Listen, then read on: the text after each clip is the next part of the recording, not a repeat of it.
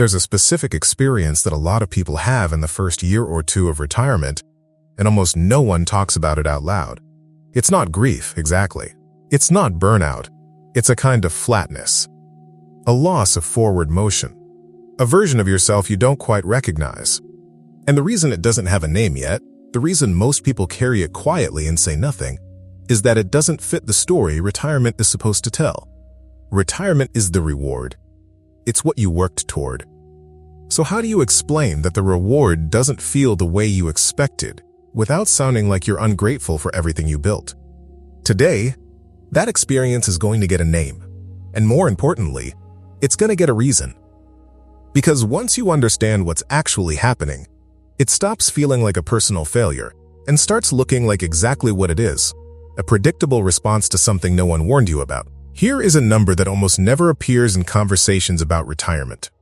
Research on depression in retirees, a meta-analysis drawing on data from multiple studies, puts the prevalence of depression among retired adults at approximately 28%.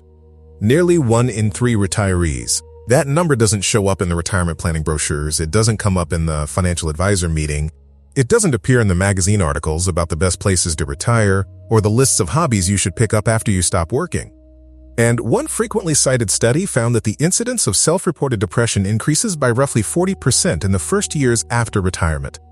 Not before, after. So if you've been feeling something you can't quite name, something that arrived not at the end of a career you hated, but after a career you gave everything to, you are not an outlier.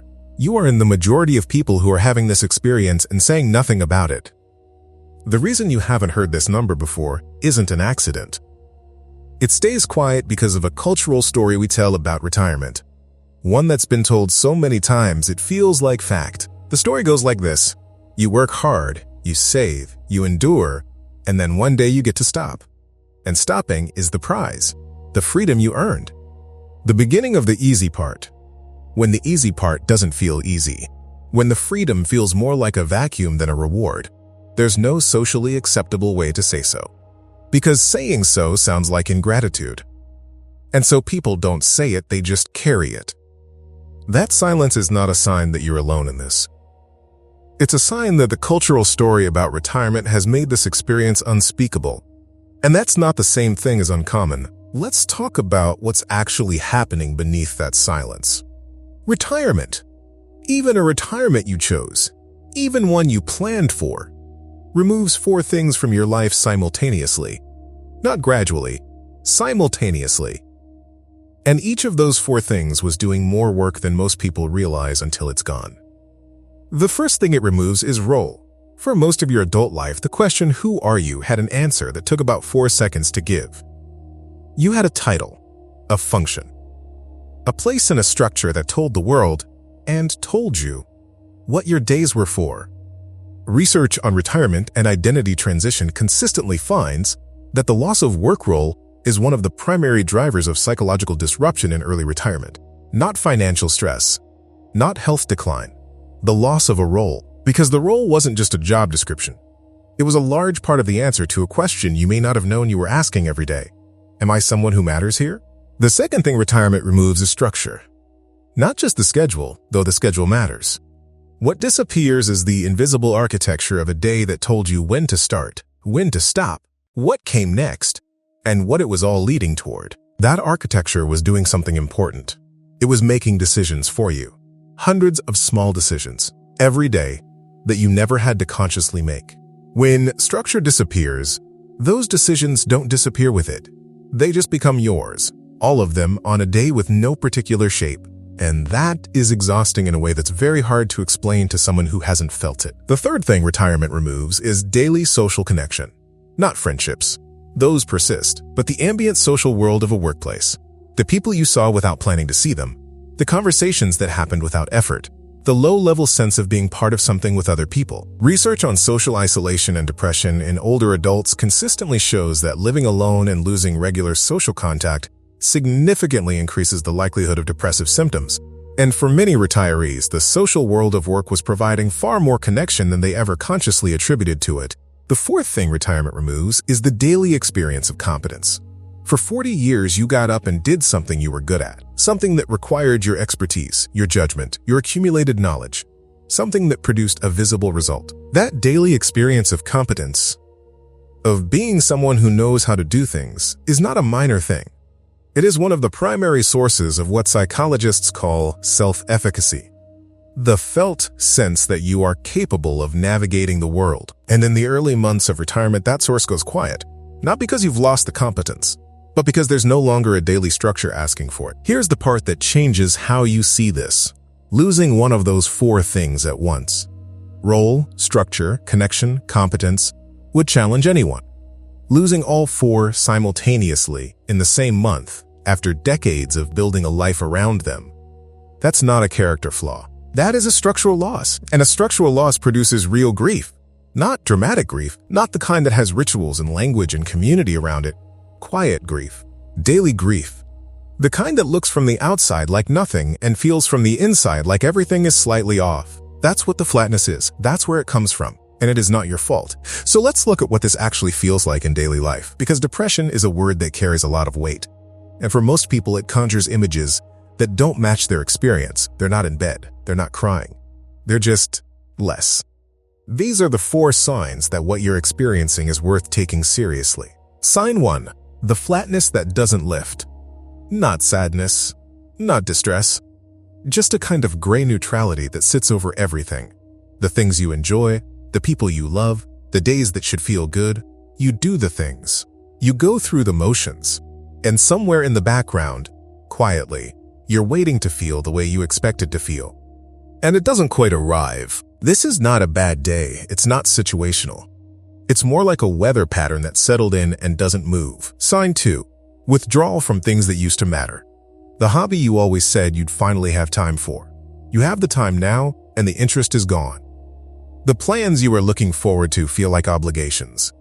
The things that used to energize you feel like they require more effort than they're worth. This is one of the clinical markers of depression. The technical name is anhedonia, which simply means the reduced ability to feel pleasure in things that previously produced it. But you don't need the clinical term to recognize the experience.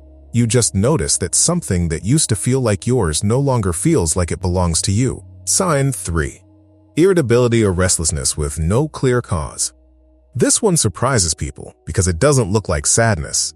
It looks like frustration, impatience, a low-grade agitation that arrives without a specific reason and takes a long time to leave. Depression in older adults, particularly in men, frequently presents not as sadness but as irritability, as a short fuse, as a persistent feeling of being unsettled without being able to name what's unsettling.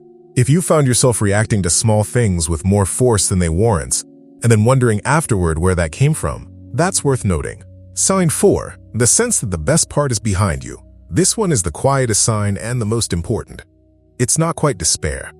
It's more like a gradual narrowing of the future, the sense that what you're living now is a kind of aftermath, that the story had a main arc and you're in the epilogue, that the days ahead, however many there are diminishment rather than possibility. If any of those 4 things landed, if you felt recognized in one or more of them, this is the moment to hear something clearly.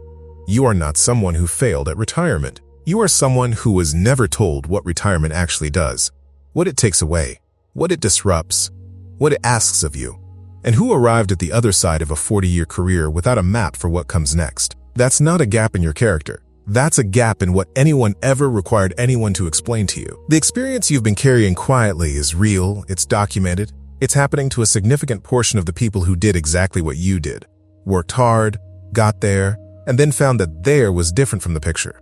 Naming it is not weakness.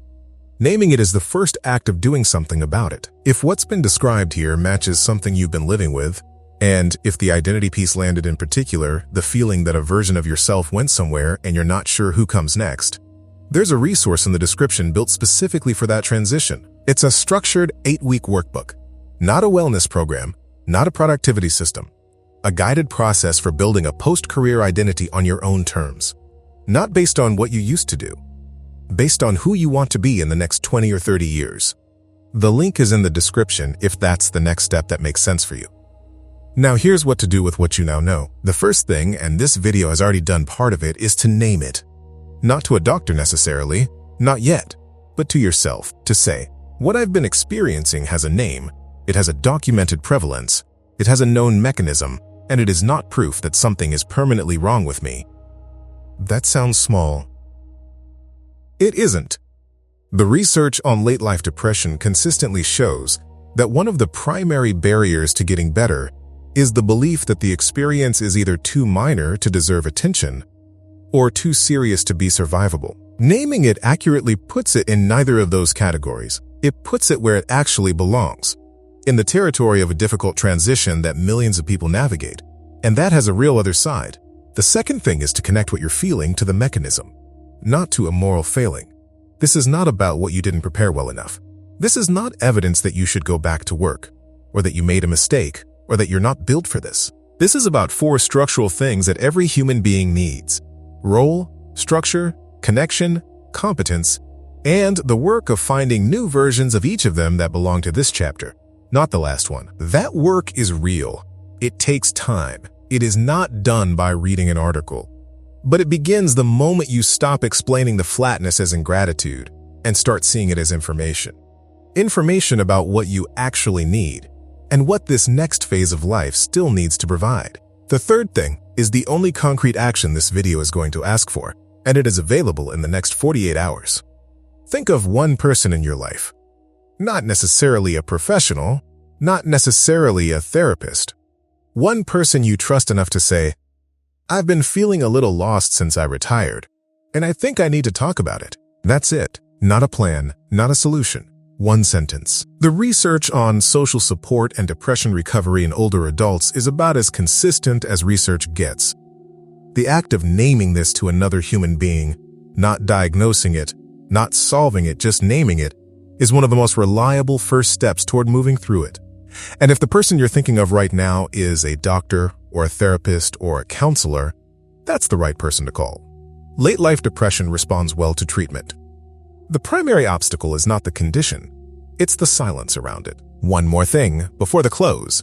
If you recognized one of those 4 signs, but not all of them, if this felt partly true but not entirely, that matters too. You don't need to score 4 out of 4 to take this seriously. Subsyndromal depression, the clinical term for the experience that doesn't meet the full diagnostic threshold but is still significantly affecting your quality of life, has a prevalence in older adults that research puts between 10 and 50%. The threshold for getting support is not bad enough. The threshold is this affecting the life I want to be living? If the answer is yes, that's enough. If you want to go deeper on the identity piece specifically, the workbook in the description is where that work lives. It's in the description and in the pinned comment. Which of those 4 signs landed hardest for you? And how long have you been carrying it without a name for it? Here's where this video has landed. Nearly 1 in 3 retirees experience depression. Not as a dramatic collapse, but as a quiet, persistent diminishment that most people never talk about, because the cultural story of retirement makes it unspeakable. The mechanism is not mysterious. Retirement removes 4 things simultaneously: role, structure, social connection, and the daily experience of competence that human beings are not designed to lose without consequence. The 4 signs: the flatness that doesn't lift, withdrawal from things that used to matter, irritability without a clear cause, and the sense that the best part is behind you, are not proof of weakness or ingratitude. They are a map of what was lost and what still needs to be found.